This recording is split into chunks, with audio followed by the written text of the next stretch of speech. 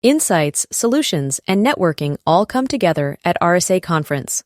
Join a global cybersecurity community at rsaconference.com/ITSP Mag 24. Hola, Marco. Hola. ¿Qué pasa? I don't know how to say it in Spanish. That was a quick return to English, wasn't it? I lost you there already? Jeez Louise. Pasa. If you asked me how I was, I could have said something. No. I don't know. Anyway. That's too easy. That's too easy. So this is a bad start for a conversation. No. It's good because I have a question for you. Why am I here? I have no idea. You invited me like 5 minutes ago. You said, you have a podcast. I said, no, I don't. It's like, no, you're coming. Thanks to technology, and maybe we can blame technology. This has been a fun time getting scheduled, and you've been added, but somehow it didn't end up on your calendar. So you've been invited. You just didn't know for some reason. But I really want you here because I'm thrilled to have Kate Esprit on again. Of course, Kate's been on with us before. Kate, thank you so much for joining us again. Hi, Sean. Hi, Marco. Thank you so much for having me. It's a true pleasure to be back. I really appreciate it. Yeah. Super fun. And this is a topic, and as you pointed out, Kate, it's something we've not discussed nor addressed in quite a while, at least a year. I know we looked at some of this stuff maybe a couple of years back, but the state of cybersecurity in Latin America, right? Do they get enough attention or not? Are they targets or not? We're going to talk about all that kind of stuff. What's the culture like? Government, business, society, and how does that culture impact their ability to stay safe as citizens and companies, right? So we're gonna get into all that fun stuff. And Marco, that's why you're on, because you have political science and philosophy, and I'll probably take it more into the technical threat actor stuff. And Kate sits in the middle covering both, which is amazing. That's incredible. So a little bit more about you, Kate. I know folks who hopefully have seen the episodes you've been on. They know a little bit, but what have you been up to lately?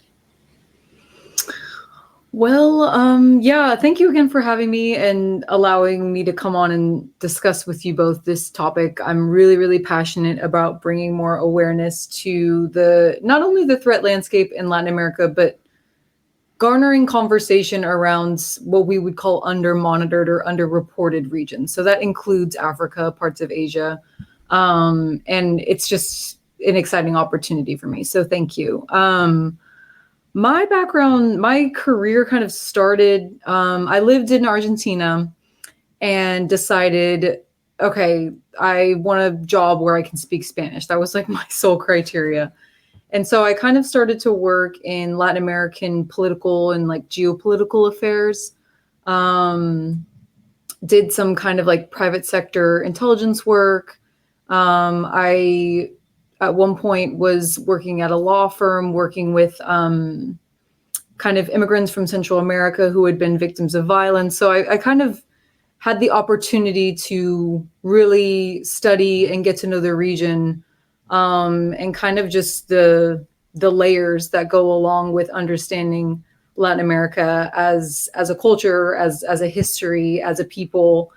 And it's my passion. And I think transitioning into the cyber work, I assumed that I would have to kind of leave my work in Latin America behind.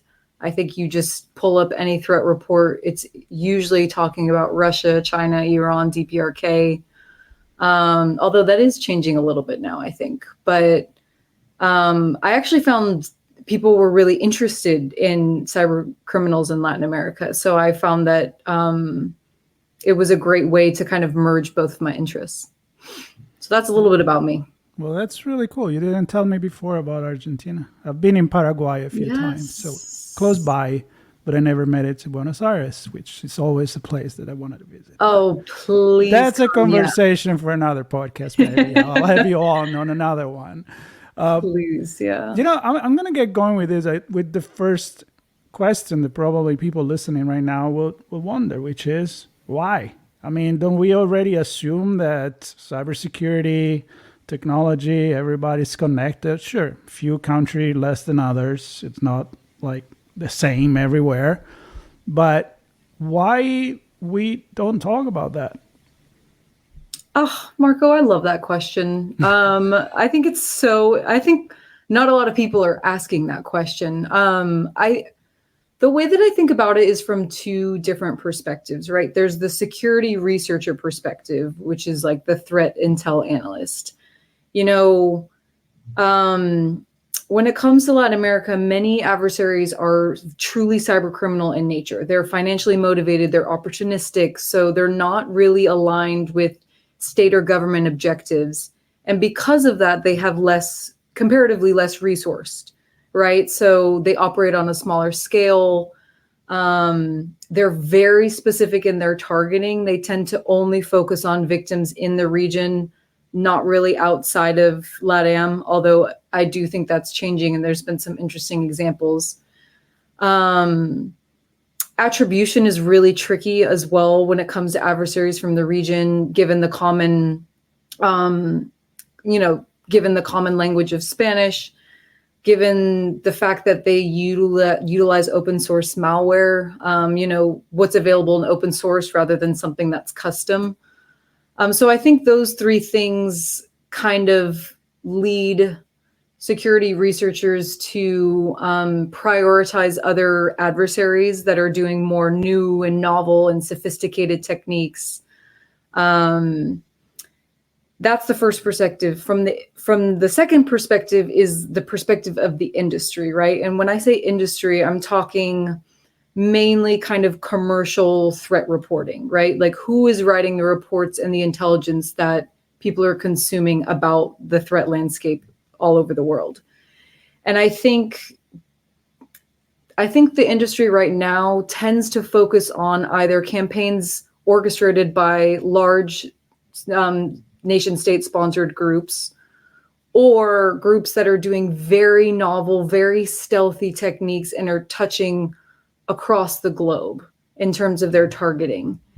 So I think there's little market incentive for these commercial vendors to report on what's happening in Latin America or other underreported regions, like what's happening in Africa, because they're less high visibility, if that makes sense. So that's kind of again, this is Kate's opinion, but that's the way that I see it right now.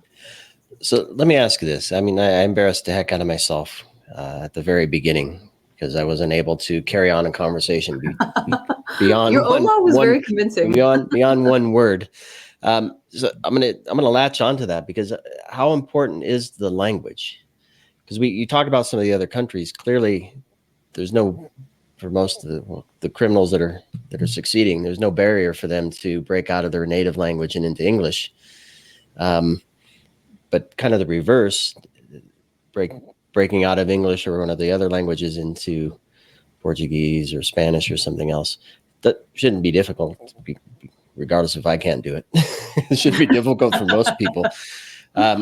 Is that a hindrance? Or what about the language makes or changes the landscape? Because you mentioned them only really focusing on Latin American countries in terms of targets, and reporting kind of stays, I presume, language based as well, and then they kind of get left out because it's rooted in the language. I don't know how important is the language as part of what you're looking at? That's a really interesting question. I think, like I said before, when it comes to attribution, attributing specific activities to a specific group, I think the fact that most of these groups speak Portuguese or Spanish makes it difficult, right? Of course, there's dialect differences between countries.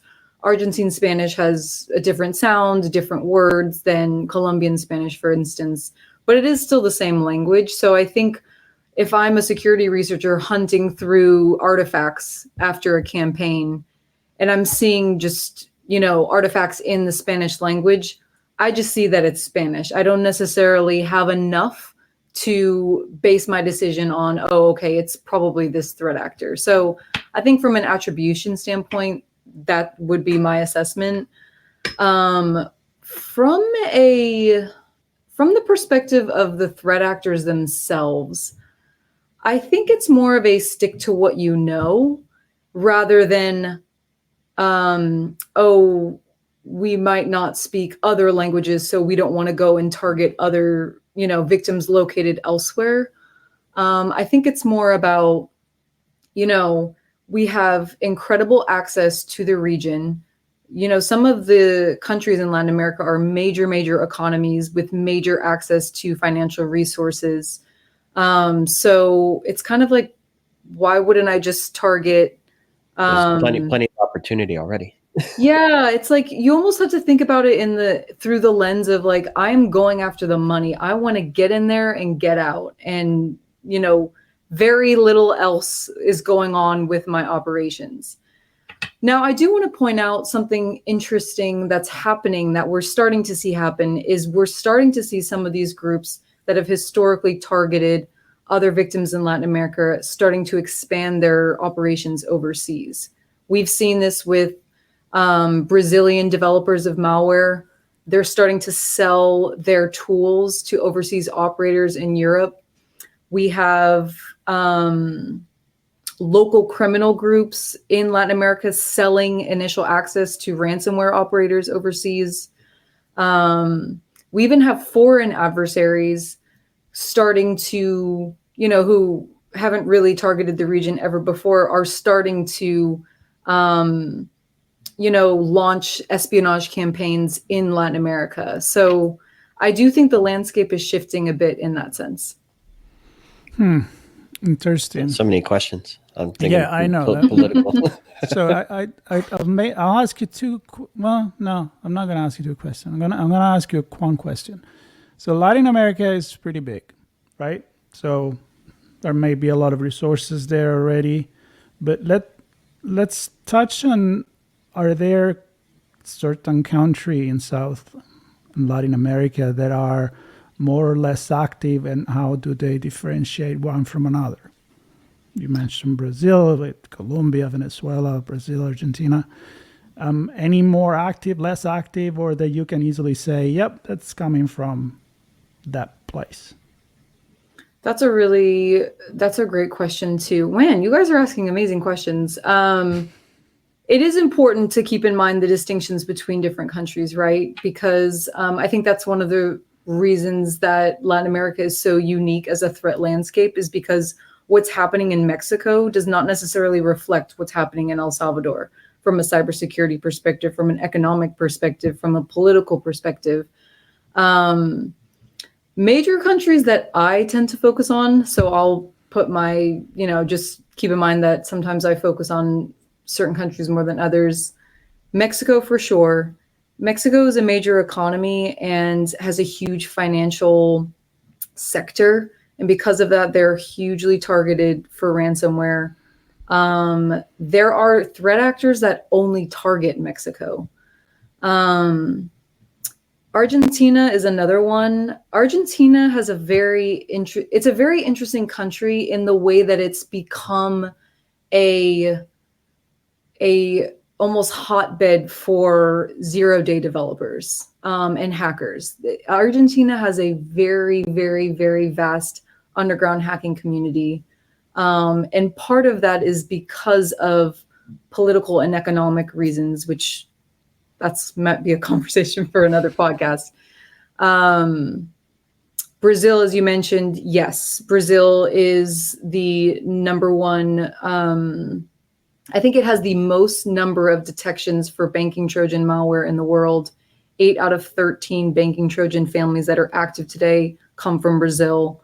So it's very unique in that sense. So you're absolutely right. Every single country has a little bit of a different threat environment. That being said, I still think that there are issues that unify the countries together, and that, certain threats like ransomware are kind of faced by them all. And sorry, Sean, one quick follow-up. Is it connected to the technological development of the country itself? Like more modern economy versus little more agricultural, or? Yes, I would say for sure. It's tied to, I would say, the size of the economy, of the national economy, aka does the country have those crown jewels that adversaries go after? Um, I think the other interesting lens that I don't think is necessarily discussed from the perspective of an adversary is the government of the nation, right? Like Venezuela is the number one purchaser of Chinese military hardware in the region. And I think that's like an interesting fact because there's been more Chinese investment in infrastructure in the country. And so, one has to wonder, given the foreign influence, are they, Venezuela has their own like kind of domestic adversary cyber capabilities as well that they're launching offensively. How does foreign influence and kind of the position of national governments influence the cyber capabilities and the defense capabilities of each country? So my natural inclination is go down to the technology. I thought that's where Marco was going to go when he talked about technological advancement. I was like, you stole my question. But I'm going to go kind of back to the government end here. Because if we look at the United States, the government may not be functioning, but the goal is to across the states, we have some guidance at a federal level, some frameworks and rules and laws and regulations to help steer us in the right direction. Maybe not as fast as many would like, or maybe too aggressive in some areas. We can look at Europe, the European Union. They all have a similar thing where there's an entity guiding multiple states through some of these things. Is there an equivalent in Latin America, South America? Or is each country kind of left to their own devices, deal with it on your own? and is that a bad thing? I don't know. Right. So Organization of the American States, OAS, is a multilateral organization that part of their reason for their work in Latin America is ensuring that each country develops, and implements a national cybersecurity strategy. Not every country in the region has done that yet, but that is the effort of an organization like OAS, to help countries at least develop that kind of baseline level of cyber governance. So just wanted to acknowledge that because they're a fantastic organization. This is not sponsored, but there are some very interesting multilateral efforts to kind of bolster cyber defense in the region as a whole. We've seen other examples like the Counter Ransomware Initiative, which was, I believe, it's the International Counter Ransomware Initiative, but the White House put out a press briefing last year with 50 member countries. 5 of those countries are based in LATAM. So I think there is growing enthusiasm on the part of Latin American countries for multilateral efforts like that. However, the individual kind of national governance abilities does hinge on the individual country and their governments, and the amount of resources that they have, to be quite honest with you. Costa Rica is an interesting example because, they got hit with that Conti ransomware attack at the end of 2022. It was huge. It was big enough that it made international headlines. And that I think it was like a week after Santos took office. But that kind of jump-started the whole country's focus on cyber defense and cyber capabilities. So now the government is investing heavily in, again, strengthening their cybersecurity framework, implementing the laws that they need to implement, thinking about workforce development, right? Like, how do we build up our pool of cyber talent and get them to, kind of work for both private and public sector? So that was and a not the longer other, answer to your question. not the other sector. Not the other sector. The third sector in this equation. Well, I guess the consumer is the fourth sector. But anyway, Marco, Well, you? Yeah, I mean, I can keep going. But I have a parallel that I'm curious about, which is the organized crime, right? And how it's hard to believe that they don't see an opportunity here, of course. And as they organize crime, there is a lot of money to be made by using cybercrime.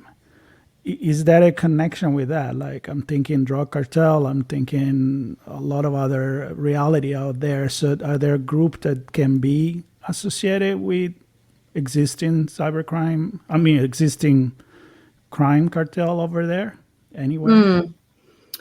So we have seen some examples of kind of traditionally criminal groups, traditional in the sense of non-cyber, like non-digital, kind of starting to veer into the realm of cybercrime. The Sinaloa cartel is an example.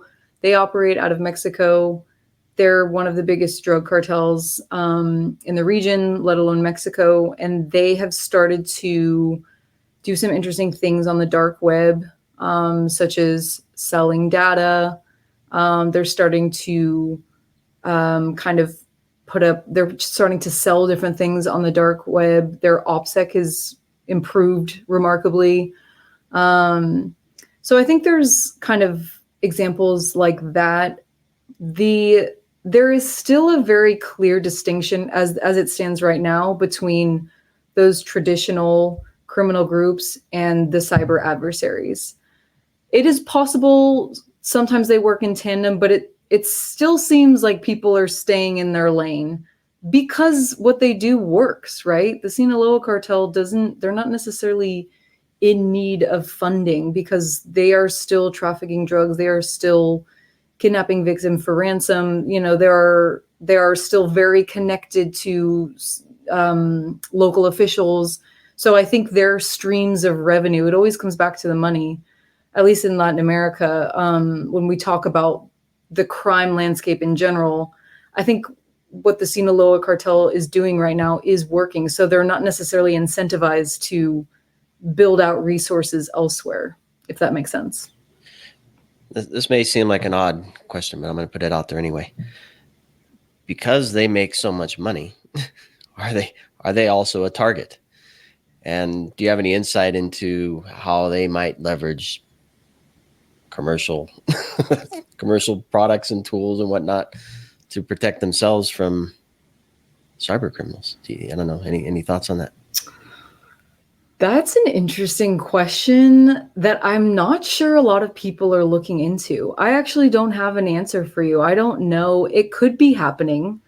That would be brilliant, but very risky as well, right? If you get caught extorting or robbing or hacking some of these very big, high-profile groups, you kind of have a target on your back now. So that's interesting. I think what is more likely to happen is eventually the groups start working in tandem.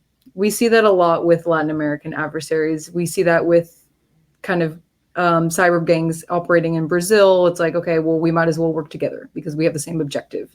So why don't we just pool our resources together and our capabilities together and have a bigger impact?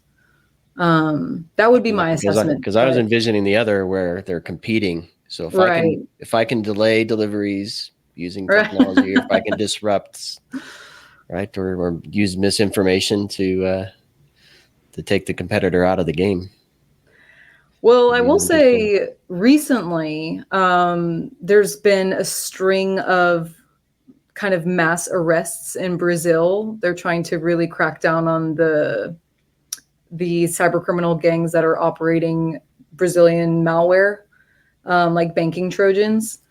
And so I wonder if, are there other groups out there that are feeding the authorities information in order to, lead to the warrants and the arrests, kind of eliminate the competition. But I don't know. I can't prove that.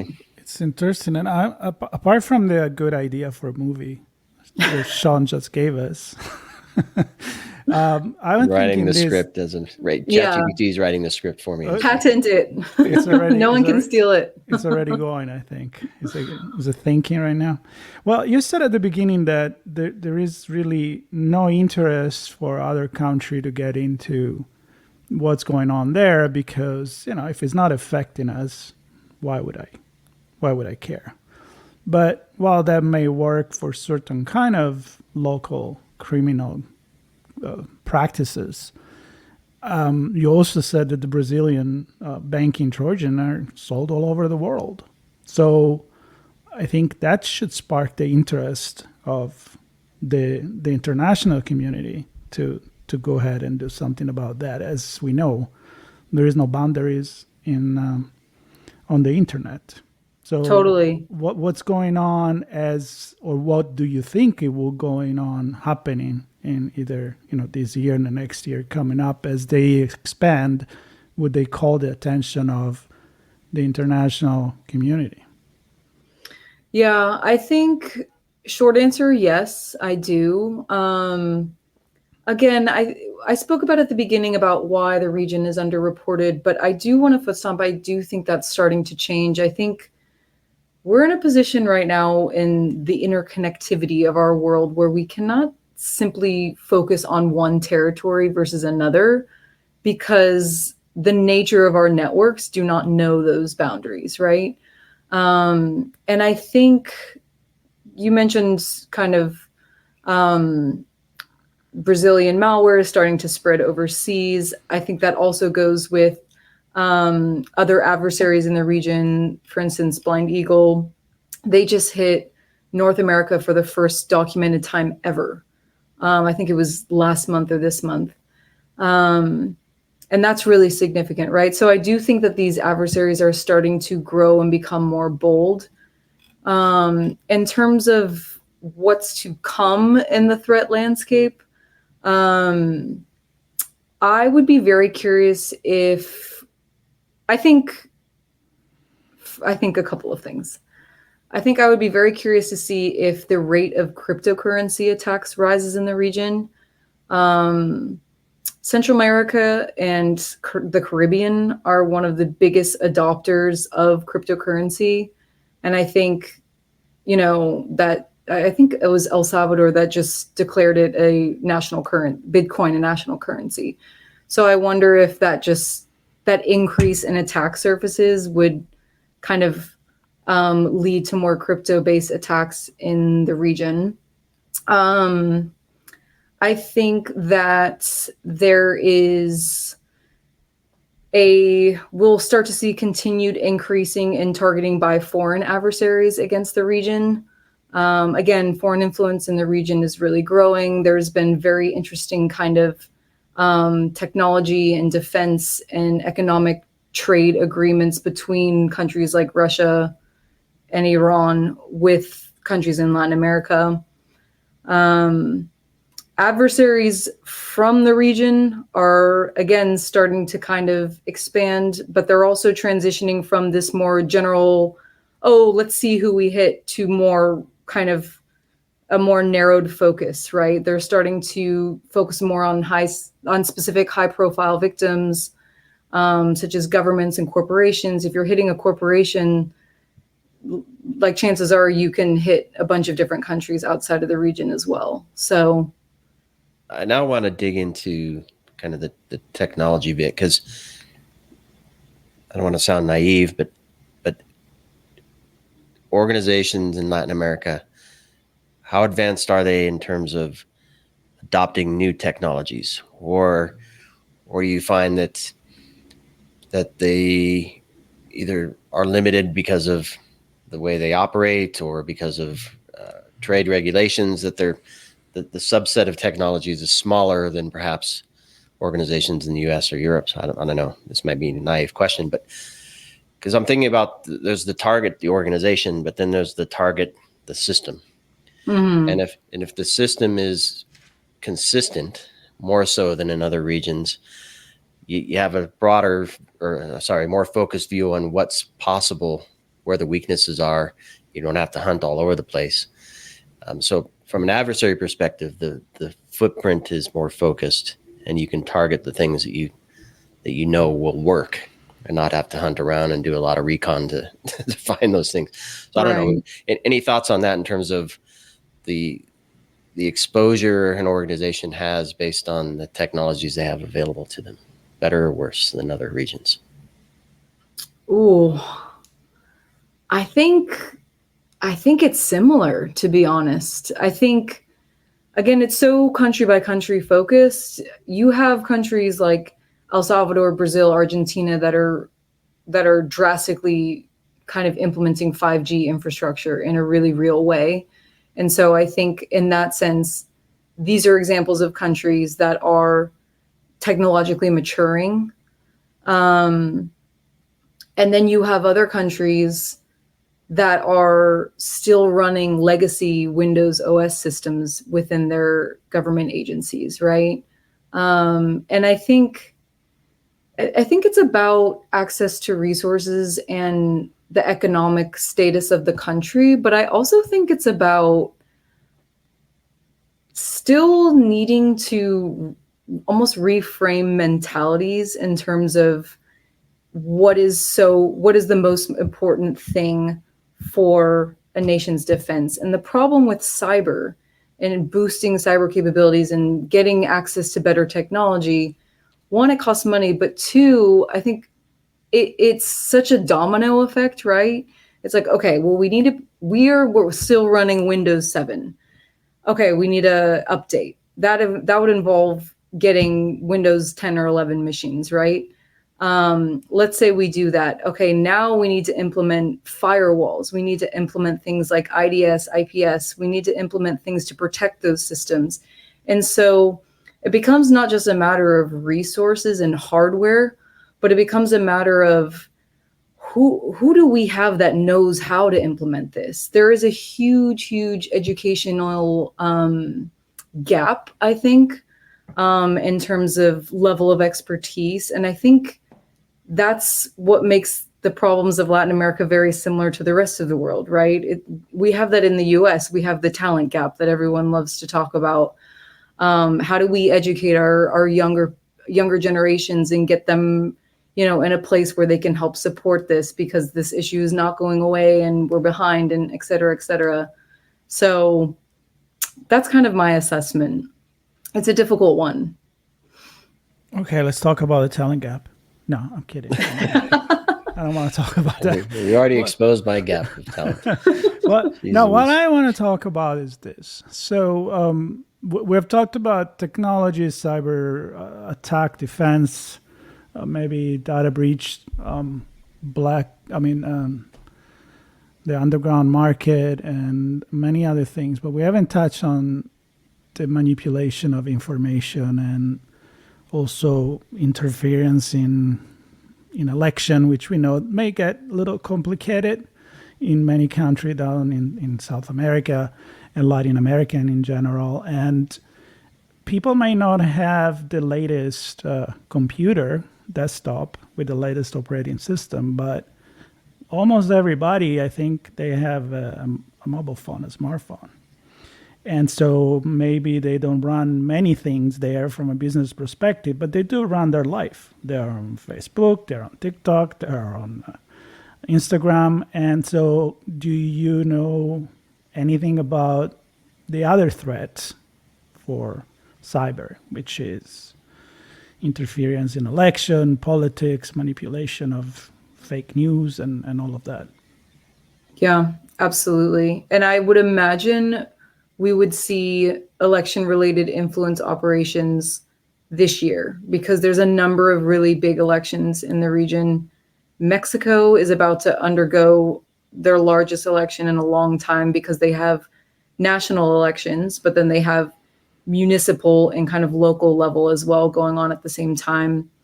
Panama has elections, Uruguay as well, Brazil, Chile. So yes, I think We've seen that in the past. We will continue to see it.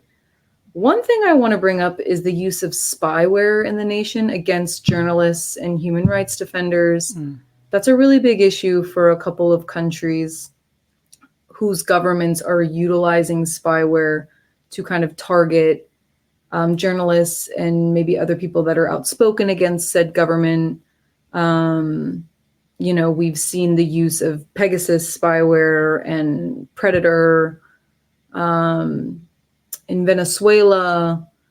Maduro's government used, I think they collaborated with mobile service providers to monitor 1.5 million people's phones. So just citizens, not even necessarily journalists or high profile human rights defenders. So that's another really big issue. And I know that that's not unique to Latin America. That's going on in other areas of the world too. But I do think that's a consideration for sure.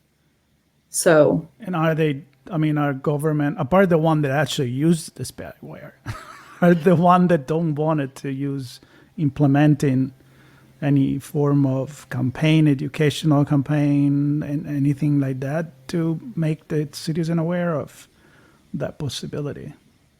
Yeah, there are a number of civil society organizations that are dedicated to that, especially in countries where it's happening, right? Because there's a need to educate citizens and of what's going on.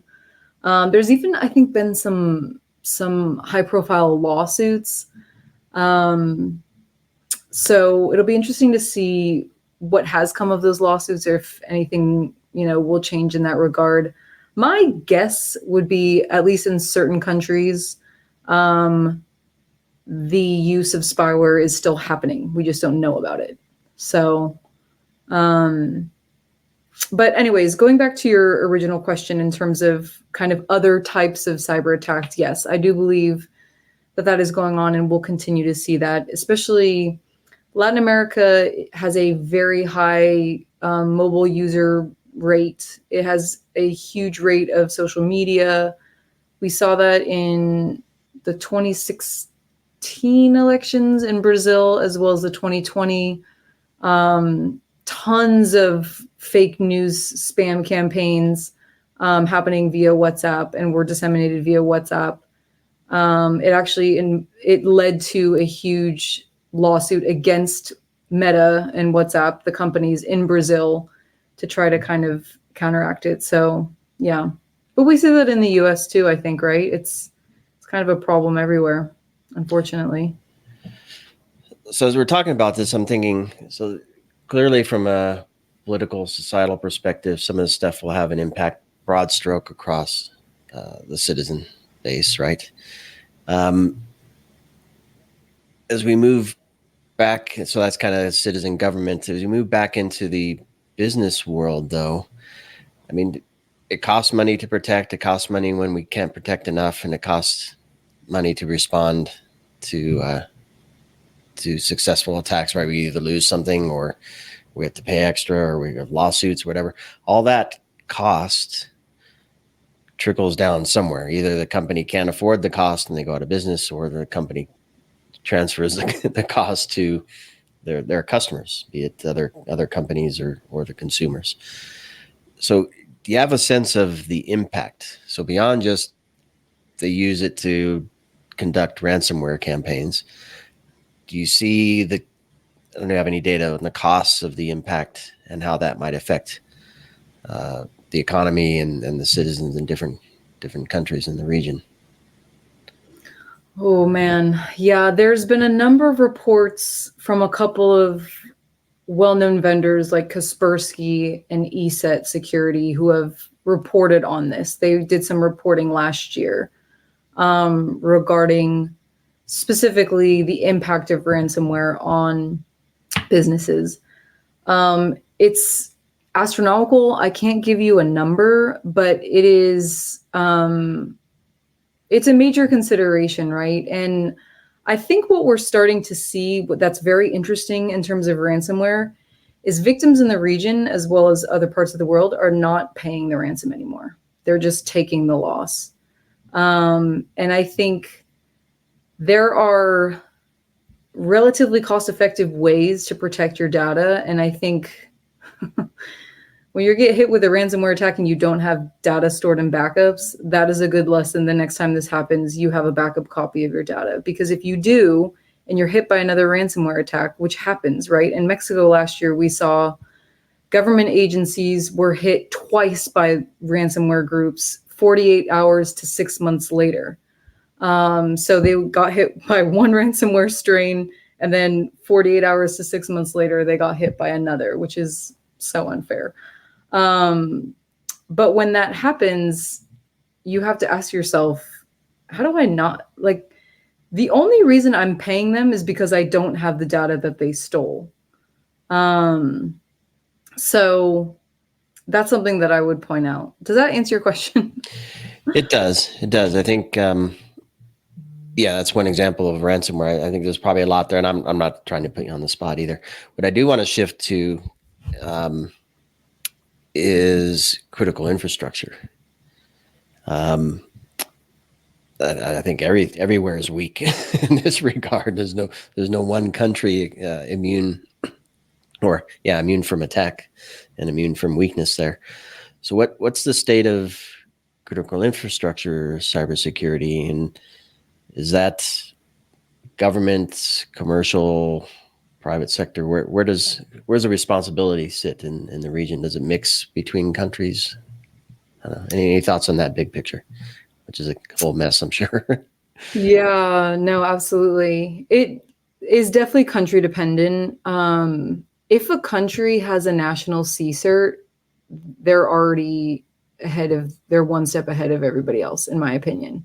If you have a dedicated CSIRT team that is monitoring threats coming in and threatening critical infrastructure and your government agencies, that is already an amazing kind of first line of defense, right? I think of Chile as an example. Chile has a very mature CSIRT. They are also, I would consider them to be a regional leader in cybersecurity, maybe along with Brazil. Just because of not only their national cyber capabilities, but kind of the maturity of their reporting and governance as well. CSIRT Chile just, the Chilean president actually just signed into effect their updated cybersecurity policy, which actually defines the critical infrastructure sectors, right? Like, what do we consider critical infrastructure? And I think that's a huge step in the right direction. There are other considerations, though, that I think aren't being asked when it comes to critical infrastructure in Latin America. And I'll go back to my example of 5G, right? Which nations have access to this infrastructure? Who built it? The answer to both of those questions happens to be China. So I think but it's also a difficult conversation, right? When you consider Latin America, you have to do it not through a US lens. You have to do it through the lens of that country, because they do not necessarily have the same diplomatic or political history that the US does with some of these countries. So, from their perspective, 5G could bring connectivity to really, really remote regions of the country that really need that internet connectivity that could really bolster, the quality of so many lives. So it almost becomes a philosophical debate, Marco, hope you're listening, when it comes to kind of considerations of critical infrastructure in that sense. Well, I've been told to wrap, and now we went there, and it's very hard. You go there. No, I don't know. I suggest another conversation, actually, right, because it makes me think about the history of Latin America and South America, and again, the situation where, like, if you look at Africa or other places in Asia, and you see an opportunity to create an influence, and technology now it's the infrastructure, the 5G, and I agree with you. It's a sociological question. of very high importance, because the conundrum of, do we stick with nothing or with not being over and advancing our technology and all that it brings to our population versus, risk to have. Who knew that a selection of a certain technology would put you in one position or another on the political global stage? Right. Where let me think. I don't know if you were with me in the conversation. I think I was with Theresa Pathan the other day when we were talking about TikTok. And I haven't published this yet, but stay tuned. Advertisement. We went back to talk about the telephone company, Huawei, the Chinese company. And it's like, one is hardware, one is social media, but they're both affecting other country. And I mean, cultural influences have been going on for many, many years. So again, a big can of conversation that we're opening again. And can of something. Yeah, but we should have it. We should have it, even on a panel. That would be very that'd be really cool. fun. So with that said, Kate, I hope you had fun. I hope we didn't put you on the spot with some weird questions. And we handled it very with much complete grace. I'm impressed with the amount of knowledge you have for the region, for sure. Yeah, and any one of our question, I think, was really driven by curiosity, because we don't know enough about it, and that's not something that should happen. We should always know more about the other country and what they go through, especially because we're all connected. So I don't know, Sean, this is Redefining Cybersecurity, is Redefining Society, and it's going to go probably on both of our channel as well as our TSP channel. Yep. And Kate, thank you so much again for being so tremendous kind. Pleasure. Thank you. Likewise. I definitely believe in the work that you guys do with this show, and I just want to thank you. It's a huge honor.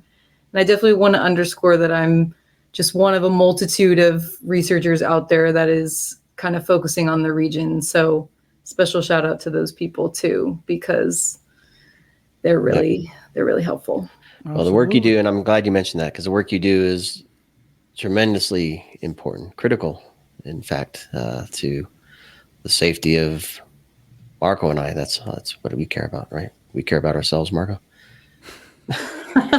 And we care about responsibility. And we care about Latin. I care about South America and Latin America. So yeah, exactly, sure. Exactly. No, on a serious note, it's important to keep awareness, right? If you don't know, you can't find the issues that need to be addressed. So yeah, totally. As a matter of fact, I would love to have this conversation if you know somebody that is doing the job that you're doing, but is focusing more on other region of the world that are not as talked about, like somewhere in Africa, in Asia, or any other part of the world. I mean, I'd be happy to have this conversation. So hopefully this is the first of many that will come here on ITSP Magazine.